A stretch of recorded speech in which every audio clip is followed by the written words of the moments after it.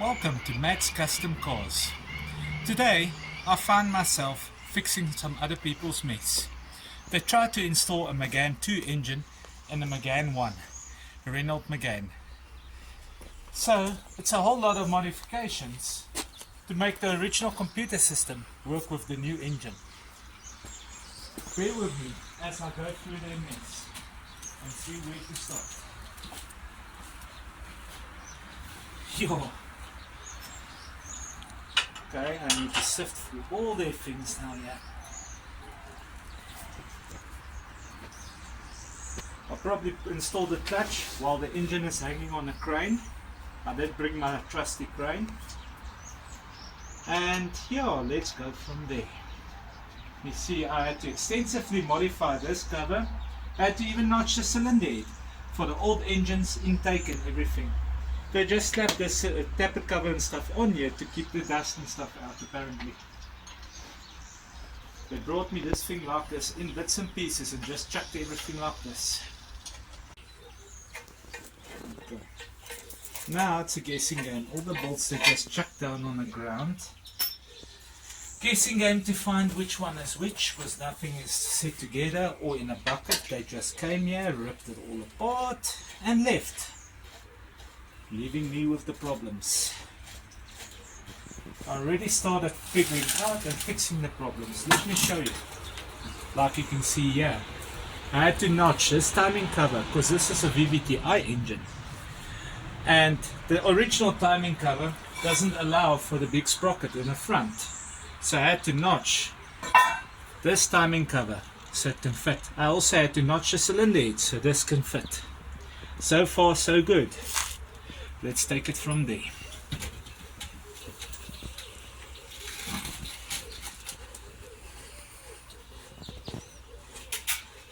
We also had to change the pulse wheel with the flywheel on this engine, as the old computer runs with this pulse wheel and the newer engine works with a smaller flywheel and pulse wheel all together.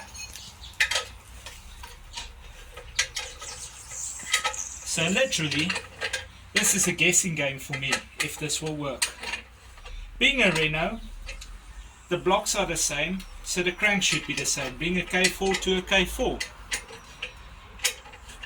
It should fire, it should run. Because I can't see the factory changing the crankshafts at the back.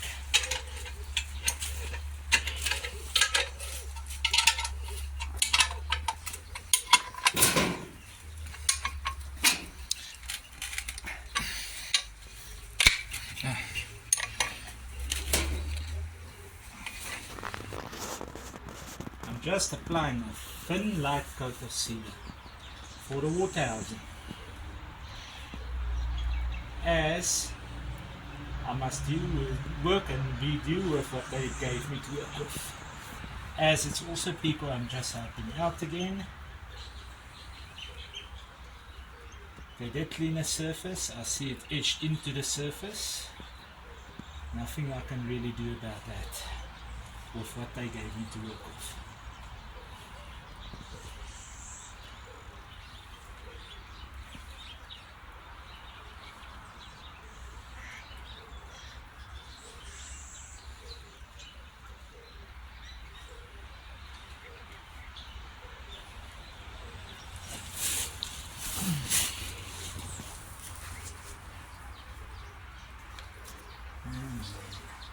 These guys. It's really rough. Okay. Let me just apply some sealer to the casing. Hopefully we'll clean that properly. Oh well.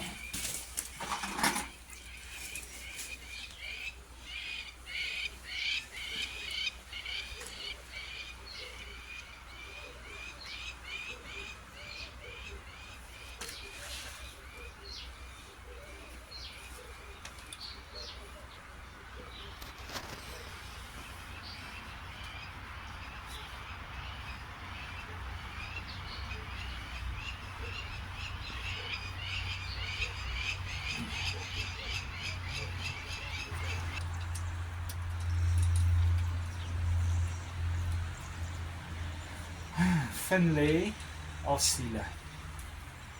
Just put that for now. This will be hunting bolts.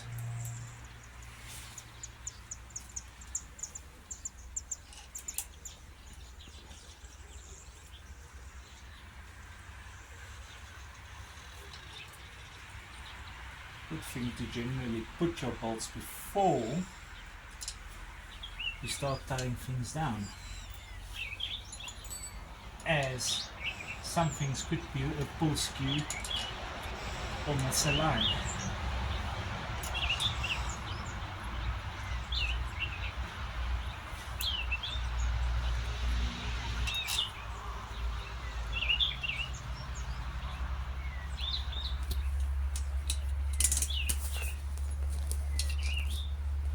Bit too long might be.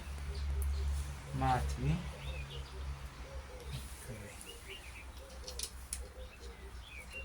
Man, they glue this in. I'd never do a job like that. Unfortunately, somebody has been on it before.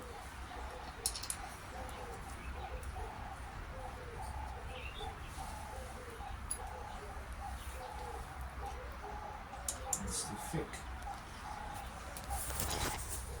Okay. Let's see if this thing comes together. Hopefully it runs. Wonder what this EC is going to make of this engine, being such a drastic change. Like I said, I can't see the cranks button different from other engines in the same range, as it's just a later engine. The crank and the bottom set should be exactly the same. It's just a top set and everything I had to modify and change things on, and change a flywheel in order to get the engine to work. Also did install a new cam belt, as it's actually pretty simple on these engines, where on the side of a block you've got a bolt here, right here, that you take out, and you've got a locking tool, a long bolt that's smooth on the end. You put this thing on top dead center, and it's got a groove inside the crankshaft. Then you lock your bottom set. Your top set, your cams you rotate, so both of them are level. Onto the upper portion you've got a locking tool for that. And then you just slide on the cam belt and adjust the tensioner and put the tensioner on. It's actually pretty simple, these things, cam timing, when you look at it that way.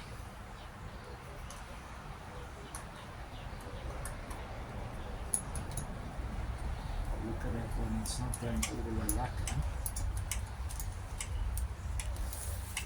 Also, when you've got it on top dead center and you adjusted your cams and put your belt and everything, you'll see your flywheel's got a firing mark right about there.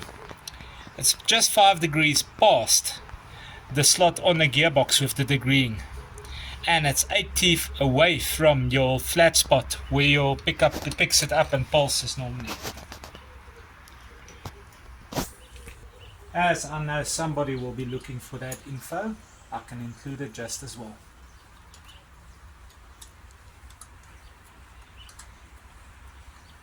If I remember correctly, these things, they've got taper cams. They don't have a keyway on the pulleys. So you actually do need a locking pulley on it. I know the Ford Z-Tech is also a similar principle, where you've got taper cam pulleys and there's no keyways on it. So if the pulley comes loose, you've got to readjust it, reset it, and yeah, it will bend valves, as per usual with most of these engines.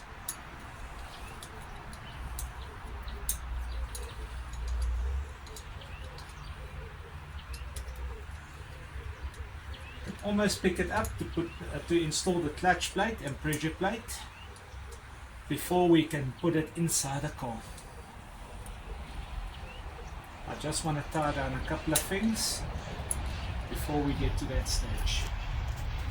And I'm not going to be putting the rest of the intake now, as I need to put heli coils in, because some of the coil packs were stripped out on that cylinder head top, on that tappet cover.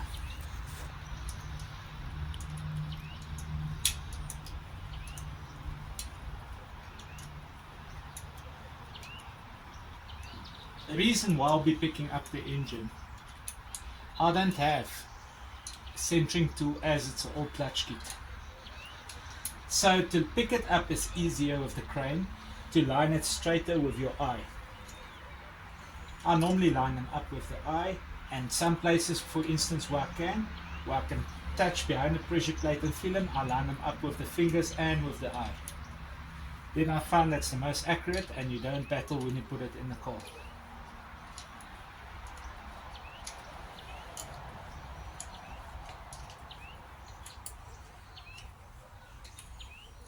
Man, we're gonna have some fun getting that gearbox up into position and lining with this engine alone.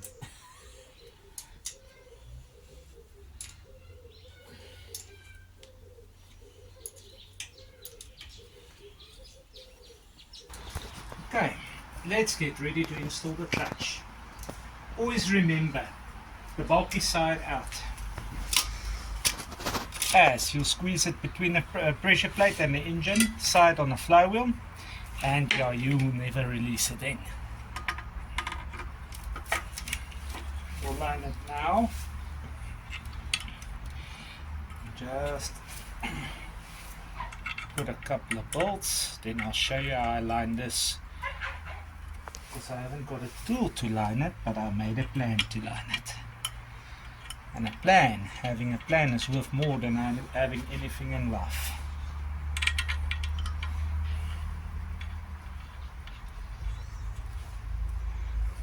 And just put all the bolts in their respective places.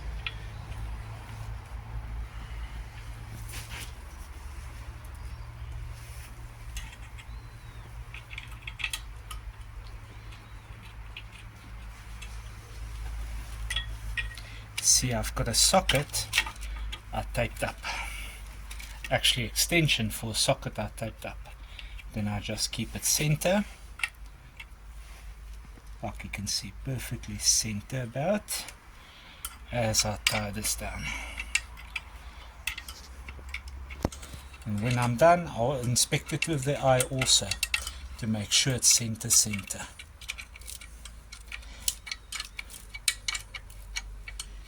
No need to lock your flywheel, because on a 4.5mm bolt you're not going to exert enough force to turn the whole engine before snapping that little bolt.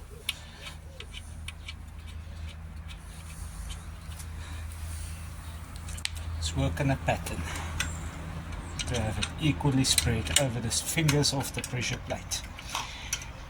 These fingers works like a lever. When you throw out bearing, press against these levers, they release the clutch plate. It's actually quite interesting. I don't think a Renault requires that much force to move these little levers like you can see. But other cars, some cars, 1.5 and some trucks up to 3 tons of pressure on these leaves, these little fingers, before they tend to release, depending on what you're looking at. That's why some big trucks has got a pull unit and not a push unit on the fingers. They pull to release to exert enough force on the clutch plate so it doesn't lose a coefficient of friction with the flywheel.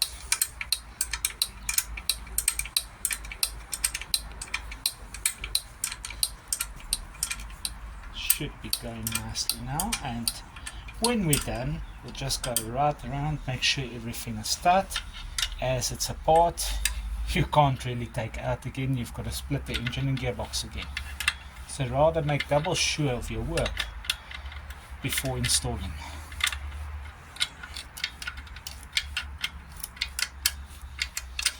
You can see how I'm tightening it, how the levers or the fingers are moving as it's getting pressure exerted on the fingertips themselves.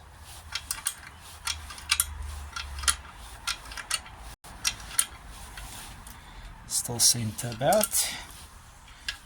We'll double check it before we start installing it in a car, otherwise you'll get hung up with that gearbox not taking to the engine. That spigot shaft can hold you up.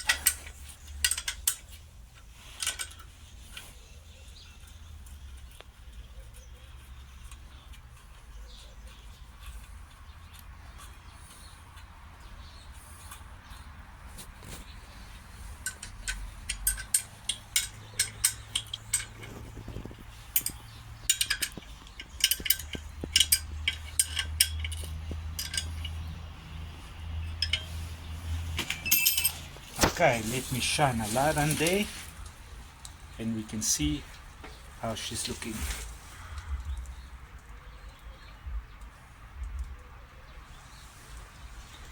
Let me just turn this engine so you can see yourself also. I don't know if you can see it properly, but if you look in there, you see a recess and a recess.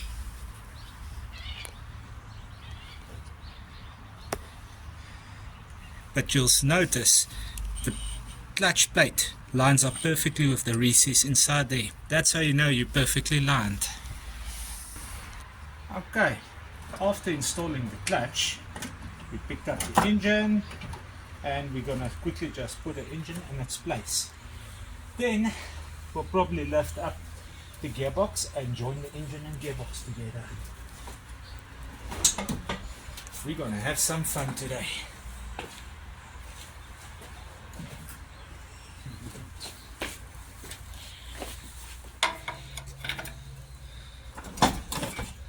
There we go.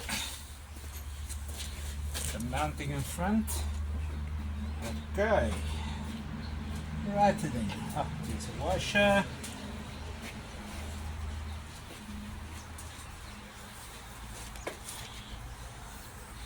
Awesome. I'll have this engine back in place in no time going the way we're going. Unless it bites me. What can also happen. Don't think it should, as everything looks okay.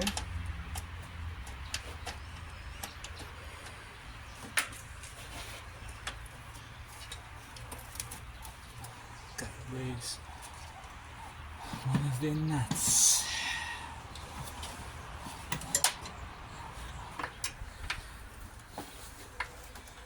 Just see. Line up this mount. Sometimes we need a gentle hand just to pull something. We want it.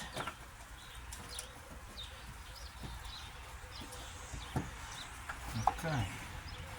That should line. That should line. Man, this car is dirty. I'm gonna have to talk to this guy. Doesn't go after we talk to him.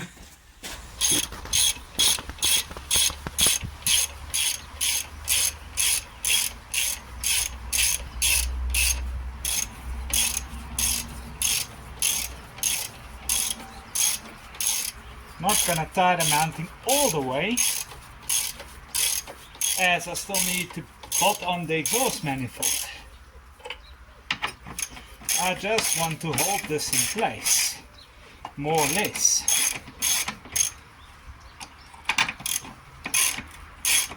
As the exhaust manifold might need me to pick up all over this engine as well, or move it a bit to the side or forward.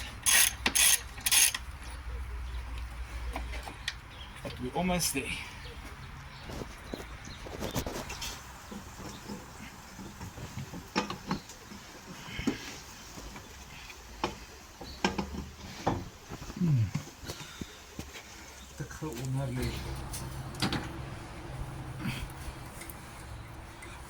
We're so close on that.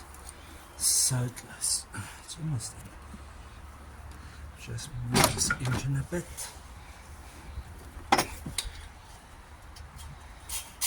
I think it's going to need some gentle persuasion.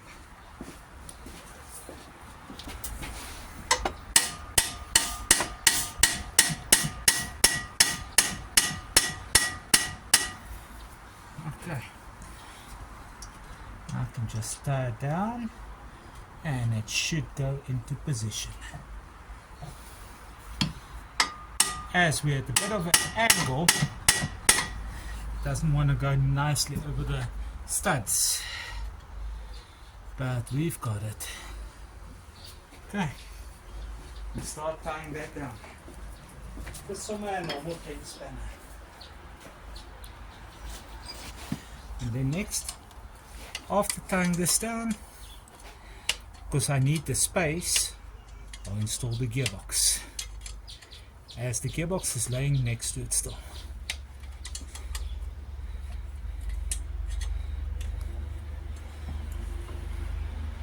What a mesh. What a mission.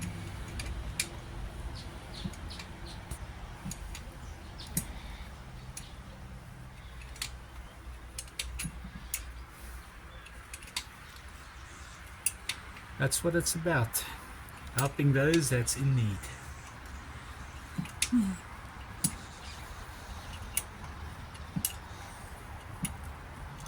That's why I actually started this. Is to educate and to help those in need. Let's see how we can do with this. You can see us going far on this subject still.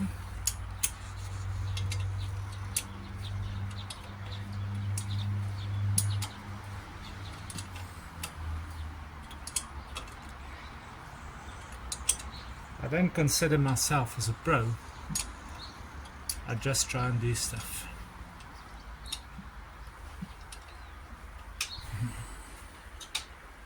Oh, there we go. At least this is a bit easier than a Renault 5. Who's ever tried to change a timing chain through a firewall? That's a Renault 5 for you.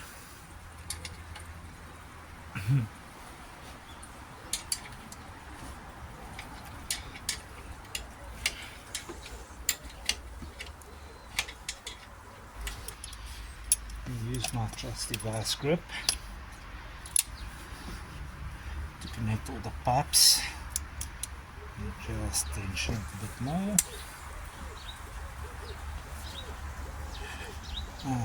Okay. Using my trusty vice grip, I'm putting and tensioning the pipes.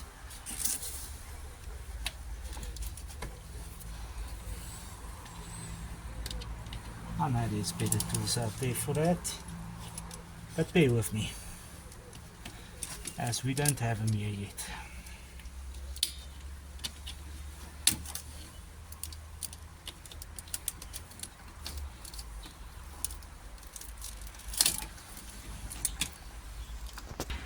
Okay, let's try and install this gearbox on the back of the engine salon.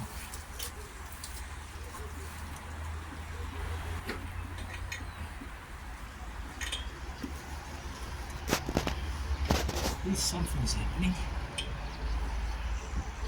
We'll pick it up a bit more.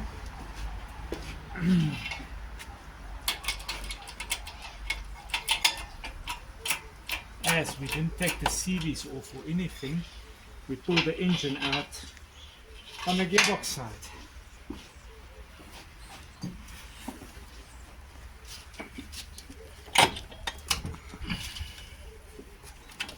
Luckily it's a small, easy to maneuver gearbox.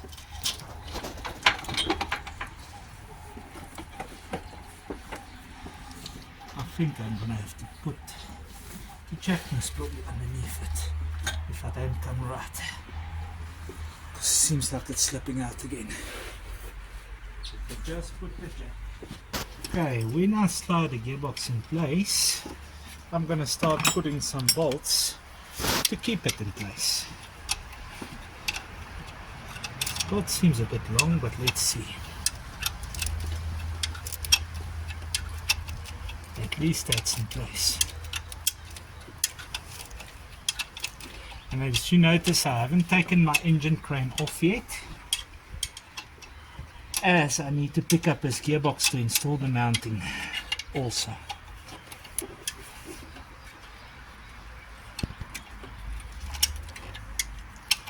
That seems okay.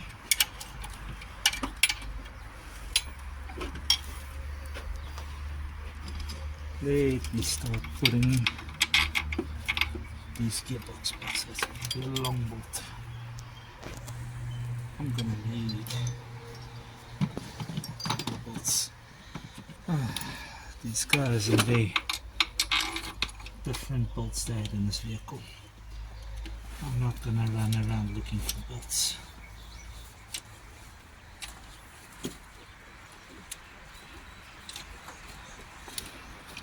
Seems like I didn't pinch any wires or anything. Everything seems alright. Latch fork, everything seems in their place. You just get a 17 because none of the bolts are the right size.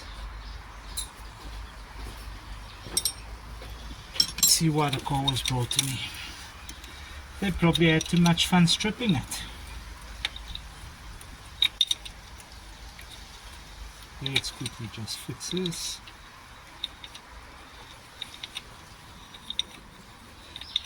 It should pull all the way actually to the engine if I look at it.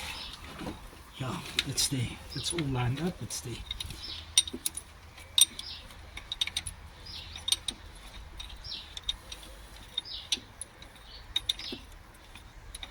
I'll replace that bolt just now.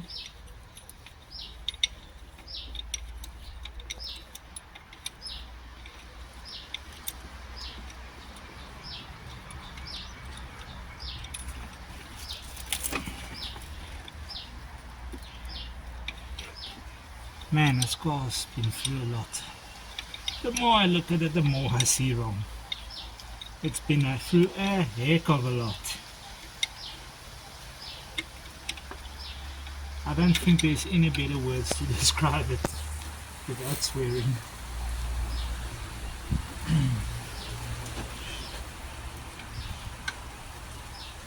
Just pull this thing closer.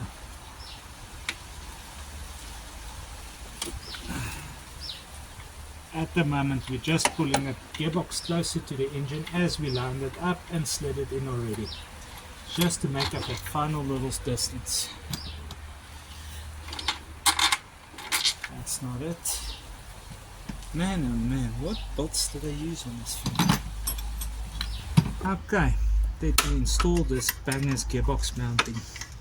Oh no, that mounting is shot. I've told the owner knows. Like you can see the condition of the vehicle. It's also a person I'm helping out, as that is who I am. I try and help out a lot where I can. I also want to start getting to my projects, my custom vehicles and custom street rods. But my heart bleeds for some people. Now, when I install this, of course I still have the engine crane on it. I'll just lift up the engine crane. No need for jacks or crawling underneath the vehicle,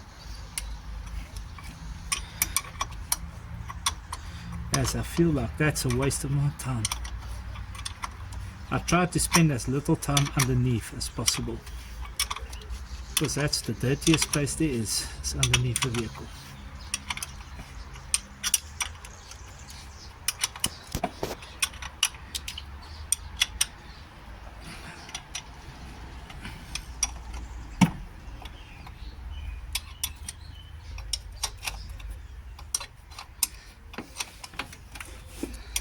Let me just tie all this together, and then I can lift it up, have it in its place, and Bob's your uncle.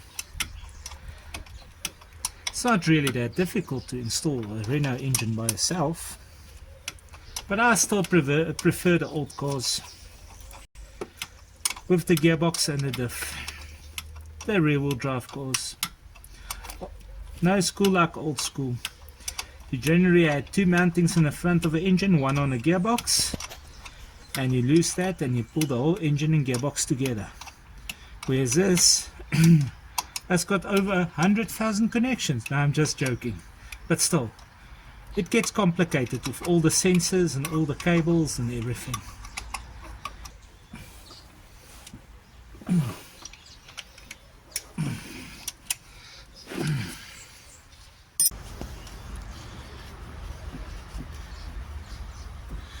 Should hang where it must hang.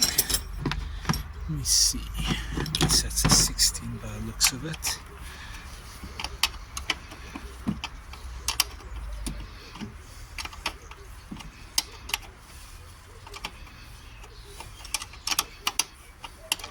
Now to hook up all the sensors, all the pipes. I know I hooked up most of the water pipes already. and the power steering I must still hook up, but the list is getting shorter. Generally it's good to have a list set out for you, what you need to do and what you need to accomplish, what you need to connect and what goes where. Most people prefer to number wires and stuff, as it helps them with the assembly of things. And that's that. The engine is back in its place. Now I just need to put back the CVs, the hubs, the subframe, and connect everything up. Not really that difficult, is it? Oh yeah, and the air intake. What about that?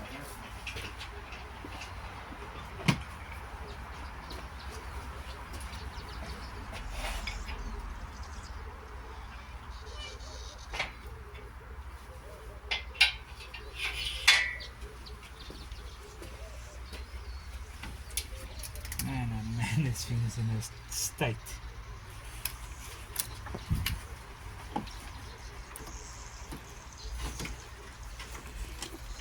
Just get this past here. Guess this power steering doesn't work anymore otherwise. It's the signal side of it. Mechanical side should be fine still. But I see that sensor is also broken. Broken like a lot of things on this vehicle.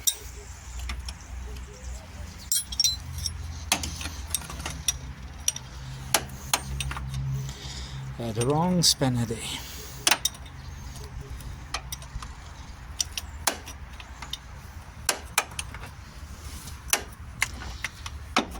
So I need to go and get the alternator. Get the alternator fixed up and install the alternator. Tidy up all the wiring. We're gonna have a riot on our hands.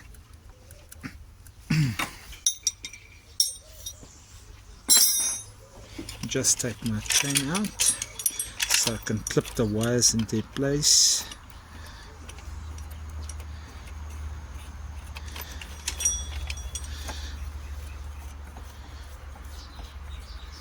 And I can finish up with all the mountings.